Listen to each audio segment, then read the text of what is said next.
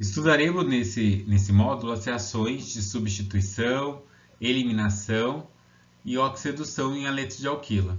Nessa videoaula falaremos dos princípios e das reações de substituição em aletos de alquila. Olá pessoal, falaremos agora sobre as reações dos aletos orgânicos. Por definição, um aleto orgânico é uma cadeia carbônica em que ela se conecta a um átomo de halogênio. Então a gente fala que é uma ligação RX. Essa ligação cadeia carbônica com o halogênio, esse aleto orgânico, é uma ligação polarizada entre o carbono e o halogênio. Já que a gente sabe que os halogênios são átomos muito eletronegativos. Então eles tendem o quê? A deslocar esse par de elétrons em sua direção. Então, aqui está sendo representada uma cadeia carbônica com um halogênio. Então, esse átomo X aqui é um dos halogênios, pode ser o flúor, o cloro, o bromo, o iodo, né?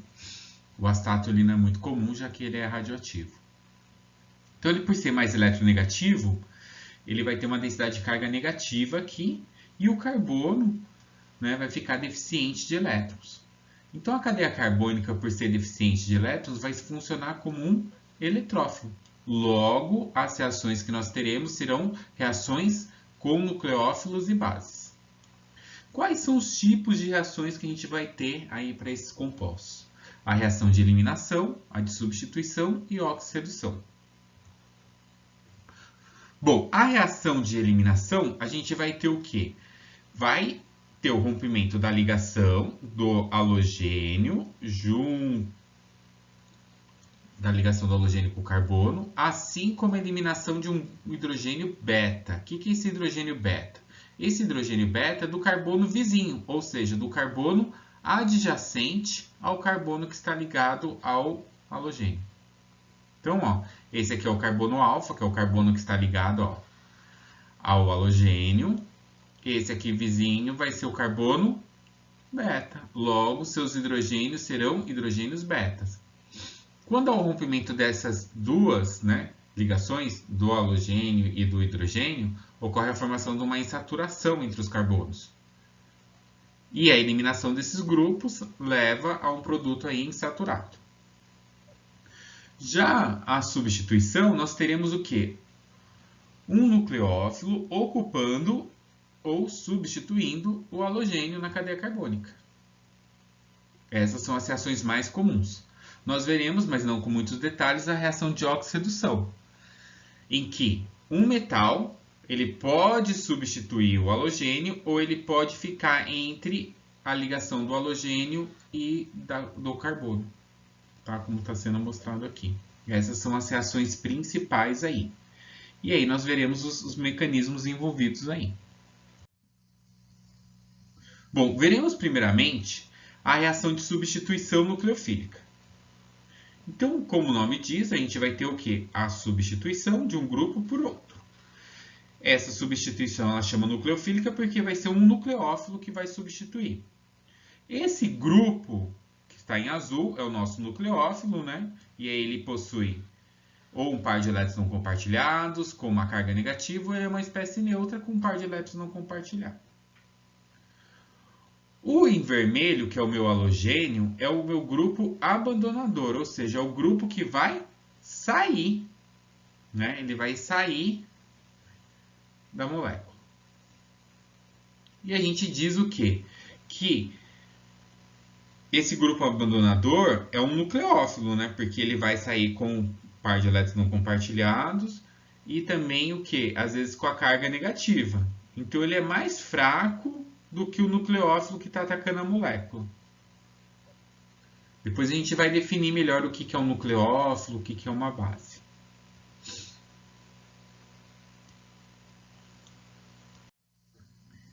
Essas reações de substituição nucleofílica, elas são muito importantes, porque a partir delas, eu consigo obter várias classes de compostos orgânicos. Então, dependendo do nucleófilo que eu estou utilizando, eu consigo obter várias funções orgânicas aí. Então, por exemplo, se eu uso uma hidroxila, eu consigo obter um álcool. Se eu uso um grupo RO-, eu consigo obter um éter. Se eu uso um carboxilato, um RCOO-, menos, eu consigo obter um éster. Então, eu consigo obter uma nitrila, até o quê? Um tioálcool, um tioéter. Então, as possibilidades, né, são bastante. E isso torna essas reações bastante utilizadas. Essa é a importância. Para as reações de substituição, nós temos dois mecanismos aí. Um é a substituição nucleofílica unimolecular, chamada de SN1. E agora tem alguns livros que trazem a designação DN mais AN. E a substituição nucleofílica bimolecular, SN2, que também vocês podem encontrar como ANDN. Tá? SN1 e SN2 são os termos mais utilizados, são mais antigos e são até hoje os mais conhecidos. O que muda, por exemplo, no mecanismo SN2? O mecanismo SN2, como nós veremos a seguir, ele vai envolver as duas espécies, tanto o nucleófilo quanto o meu haleto orgânico. Então, eles participam o quê? Da etapa determinante da velocidade. Então, aquela etapa mais lenta, os dois estão participando. Então, a concentração dos dois influencia na velocidade. E esse mecanismo SN2, ele também tem o que a gente chama de estado de transição, que a gente já vai ver em detalhes aí. O que é esse estado de transição? É quando ocorre simultaneamente a ligação do carbono com o nucleófilo e o rompimento da ligação do carbono com o halogênio. Então, é um momento em que uma ligação está sendo feita e a outra está sendo quebrada. Então, a gente vai ver o carbono com 5 ligações, mas uma está se rompendo e a outra está se formando. Bom, vamos ver agora como é que fica o mecanismo da reação SN2. O que é importante a gente verificar? Que há uma inversão da configuração do carbono. Então, a gente sabe que o carbono é tetraédrico. Então, observe que o tetraedro, no início aqui, ó, tanto o R1, né, que são os grupos R2 e R3 que estão ligados ao carbono, vão acabar tendo uma inversão na sua configuração. Então, a gente diz que esse nucleófilo está atacando o carbono, mas por trás, né? Por trás em relação à ligação carbono com o halogênio. E aí a gente chega o quê? Nesse estado de transição. O que seria esse estado de transição? Em que a ligação do carbono com o nucleófilo está sendo formada e está ocorrendo o rompimento da ligação do carbono com o halogênio. Nesse estado de transição, o carbono está com 5 ligações. Observem que quando ocorre o rompimento, né, o desligamento do halogênio, há uma inversão do tetraedro. Então, se eu tenho um composto que é opticamente ativo, lembram da estereoquímica? Se eu tenho um composto que é R, ele vai se tornar S. E se ele tem um composto que é quiral, que é S, ele vai virar R. Então, a gente diz que é o mecanismo do guarda-chuva, né? Então, nós estamos com o guarda-chuva numa posição normal. Em algum momento, todo mundo já tomou um vento que o guarda-chuva ficou o quê? Com a configuração invertida, ou seja, que ele ficou com as varetas para cima. Então, é mais ou menos isso que acaba acontecendo, né? No estado de transição, seria aquele estado em que o guarda-chuva estaria numa posição reta. Ou seja, dura muito pouco tempo, né? Quase para a gente imperceptível essa inversão. Que quando chega o vento, o guarda-chuva que estava na configuração correta, ele inverte, né? Devido ao vento aí. Alguns exemplos aqui de reação de substituição SN2, né? Por exemplo, esse composto aqui que é R, a hora que eu faço essa reação com acetato de sódio, né? Que é esse aqui que está em azul, a gente vai ter o que? A substituição do bromo pelo grupo acetato. E aí vai ocorrer a inversão da configuração, que esse composto é opticamente ativo, era AR, vai se tornar S. Uma outra forma da gente estar visualizando aqui seria o que? Ó, é um ciclo em que o bromo ó, ele está em posição cis com o metil. Quando eu faço a reação com o cianeto de sódio, ocorre o quê? A inversão da configuração, entra o grupo ciano aqui, só que agora eles estão na posição trans em relação a metilo. Veremos agora um diagrama de energia de uma reação que ocorre via mecanismo SN2. Então observe que no eixo Y nós temos a energia do sistema, no eixo X a coordenada de reação, que mostra os reagentes se transformando em produtos. Nós temos aqui como nucleófilo o nosso hidroxila e nós temos o bromometano como outro reagente. Os dois vão se combinar, né? Vão reagir aí. Então a gente sabe que o sistema precisa ganhar energia até atingir o quê? O estado de transição. O que seria esse estado de transição? Seria o momento em que a ligação da hidroxila com o carbono está se formando e a ligação do carbono com o bromo está se rompendo. Então, enquanto uma está se formando, a outra vai se romper. Uma reação sincronizada, em que quando ocorrer a formação de uma ligação, a outra vai se romper. Para isso, o sistema ganha energia. Então, por isso que está crescendo aqui. Precisa ganhar energia o sistema. Depois que atingiu esse estado de maior energia, ocorre o decaimento, que seria o quê? A formação dos nossos produtos. Ou seja, liberação de brometo, né, no meio reacional, e a formação do metanol, que seria quando ocorre o quê?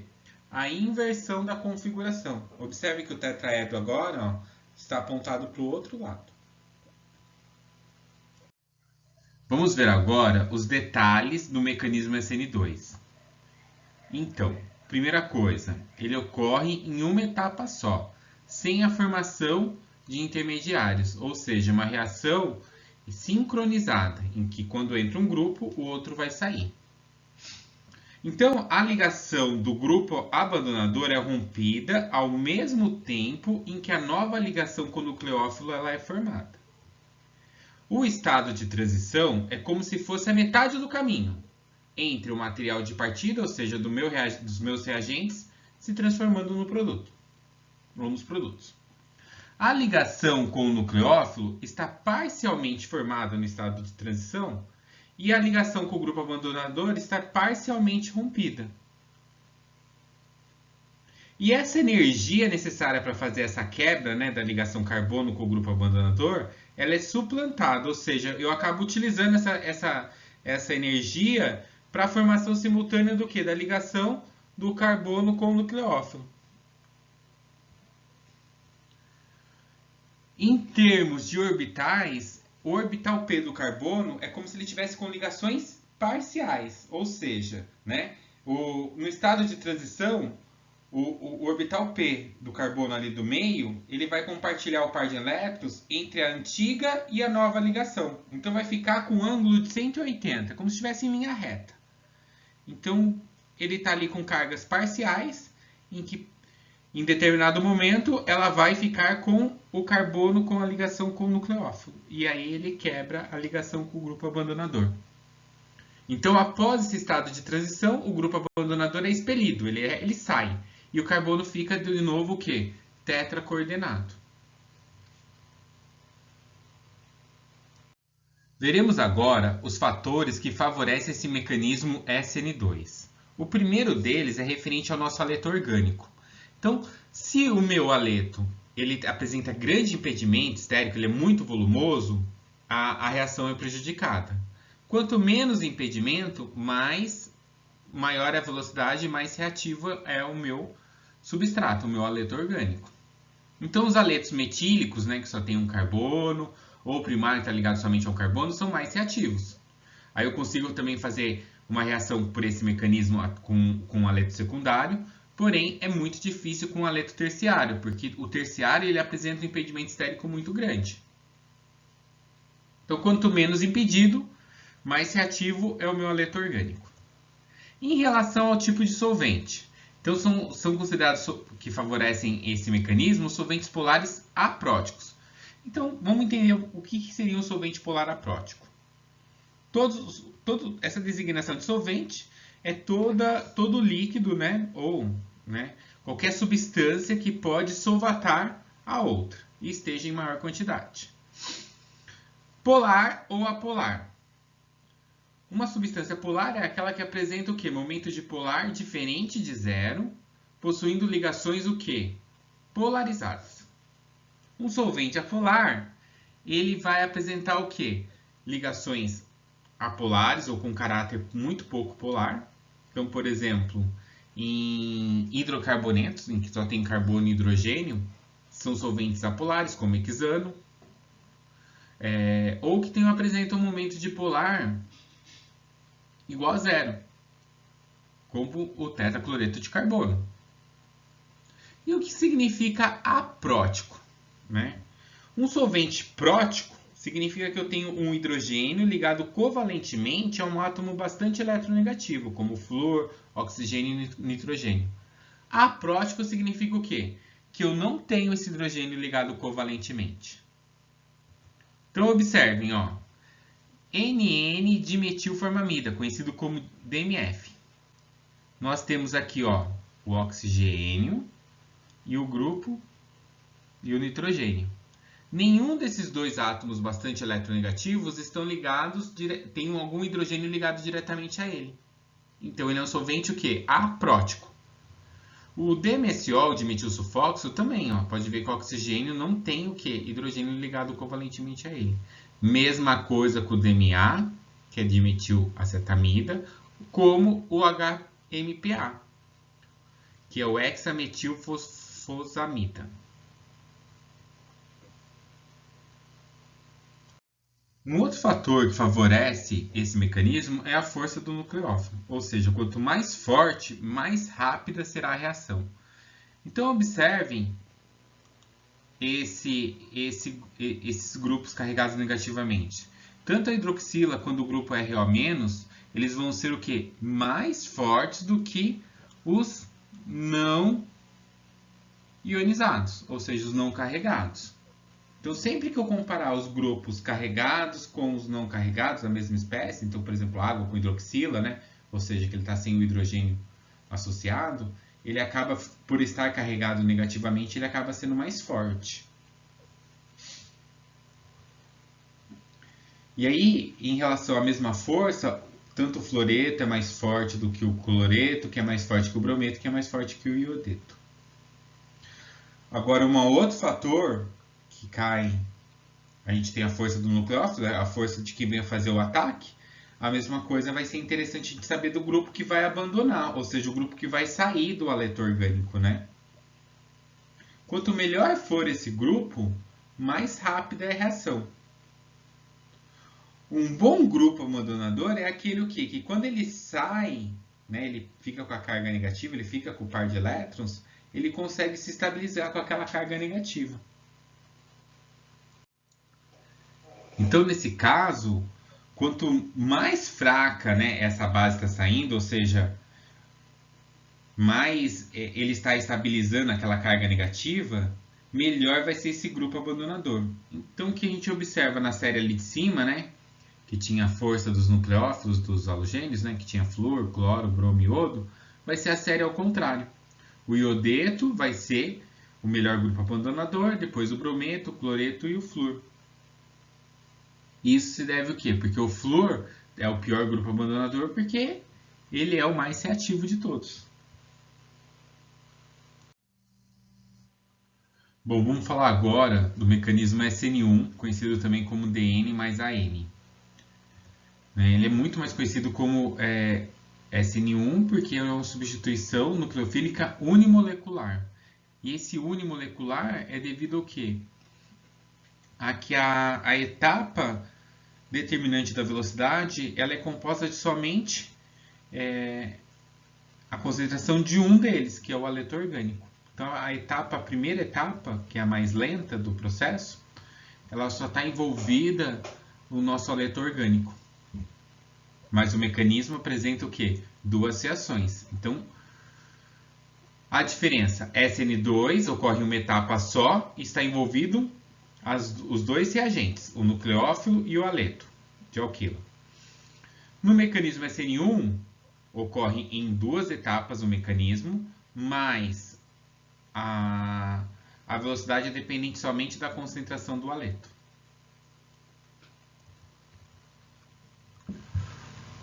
Então vamos ver, nessa primeira etapa é a etapa lenta e endotérmica, ou seja, que precisa ganhar energia.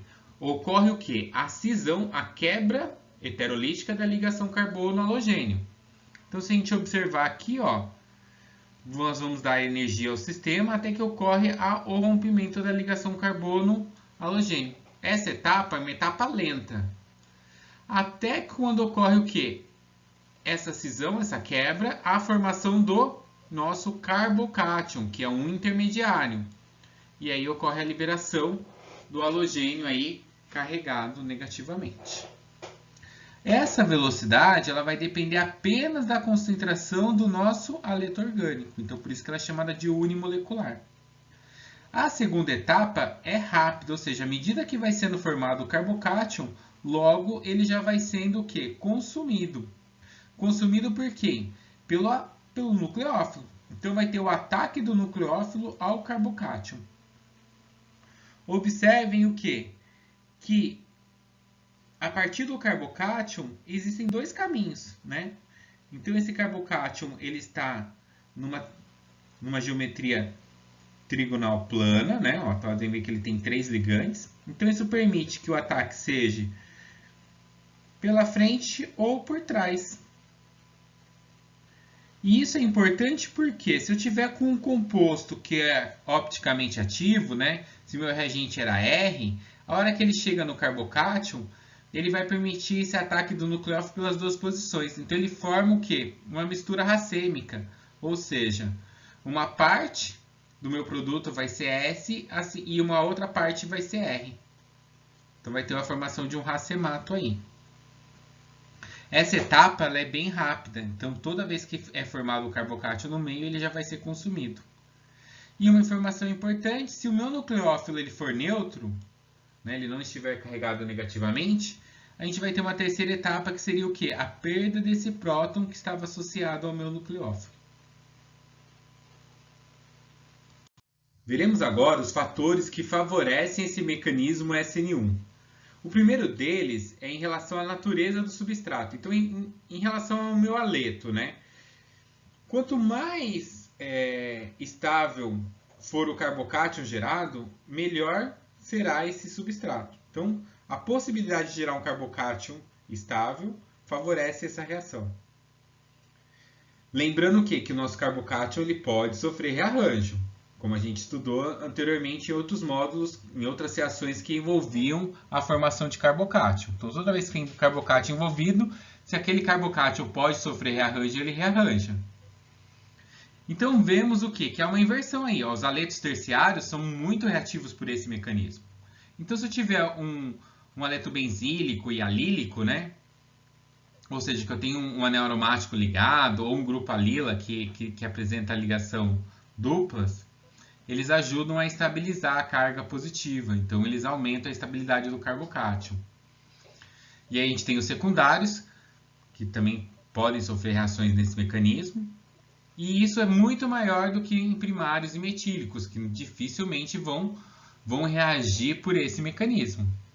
Então, se vocês observarem, em comparação SN1 e SN2, o secundário, se eu mexer em algumas condições do meio reacional, eu consigo fazer o meu haleto secundário talvez reagir mais por SN1, talvez mais por SN2, mexendo nos outros fatores que favorecem o mecanismo aí.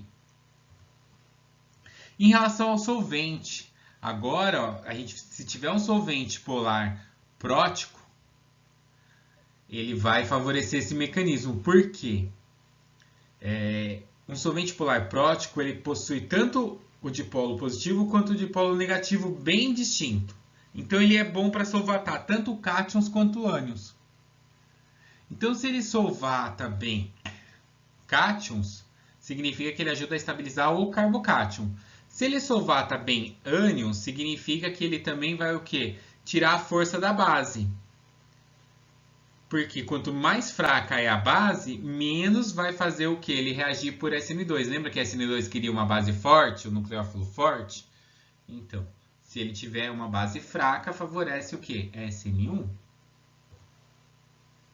E se a gente olhar para o grupo abandonador, né, que isso favorece a reação, a gente vai ver o quê? Que segue o mesmo parâmetro que a gente viu anteriormente. Iodo é mais reativo que brometo, que é mais reativo que cloreto e fluoreto. E aí vocês devem se perguntar a respeito do tipo de solvente. Mas os solventes apolares, eles também não auxiliam? Um solvente apolar, ele não vai solvatar bem nem cátions nem ânions. Então ele não tem uma interferência aí em favorecer algum dos mecanismos aí.